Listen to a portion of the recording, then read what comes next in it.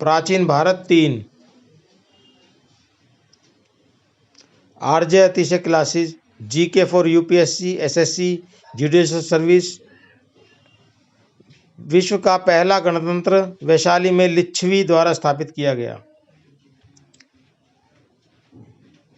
मौर्य साम्राज्य की स्थापना चंद्रगुप्त मौर्य द्वारा की गई थी।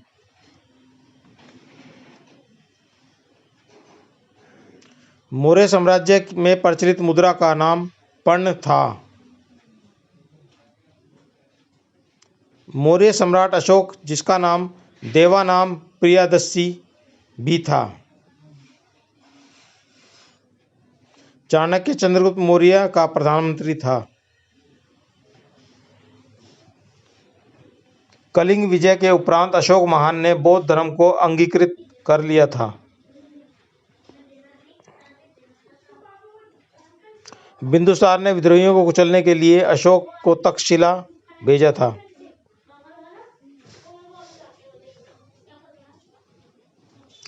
मेगास्थनीज ने भारतीय समाज को 7 श्रेणियों में विभाजित किया। कौटिल्य के अर्थशास्त्र में राजनीतिक नीतियों पर प्रकाश डाला गया है।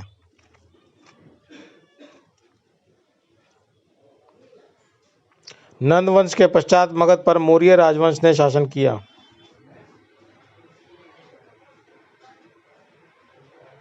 मेगास्थनीज की पुस्तक का नाम इंडिका है। इंडिका में पाटलिपुत्र के प्रशासन का वर्णन उपलब्ध है। अशोक के शिलालेखों को पढ़ने वाला प्रथम अंग्रेज जेम्स प्रिंसेप था।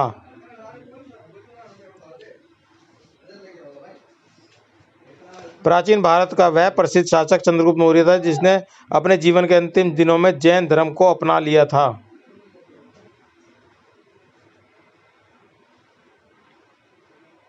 कलिंग युद्ध की विजय तथा क्षत्रियों का वर्णन अशोक के शिलालेख 13 में है। प्रसिद्ध यूनानी राजदूत मेगास्थनीज भारत में चंद्रगुप्त मौर्य के दरबार में आया था।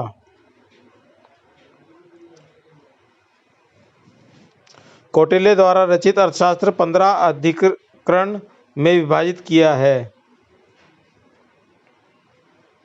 अशोक ने श्रीलंका में बौद्ध धर्म के प्रचार के लिए महेंद्र और संघमित्रा को भेजा था।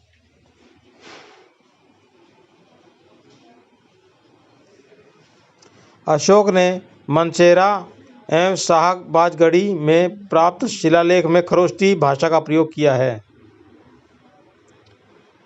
अंतिम मौर्य सम्राट वृद्धरथ की हत्या कर पुण्यमित्र ने शुंग वंश की स्थापना की।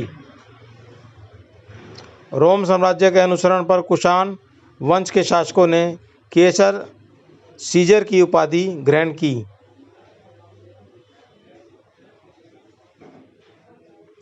बुद्ध की खड़ी प्रतिमा कुषाण काल में बनाई गई।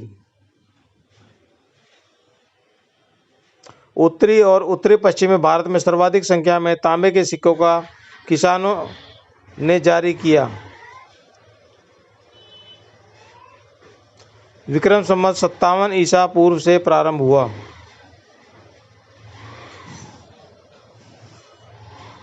सातवाहन शासकों की राजकीय भाषा प्राकृतिक थी।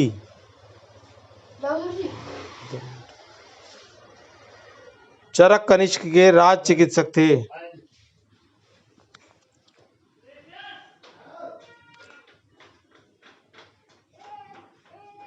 सातवाहन वंश ने शासकों ने ब्राह्मणों और बौद्ध भिक्षुकों को करमुक्त भूमि या गांव देने की प्रथा आरंभ की।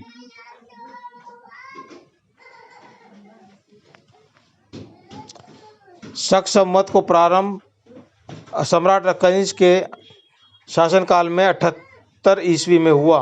संगम युग में उरैयूर कपास के व्यापार के लिए विख्यात था।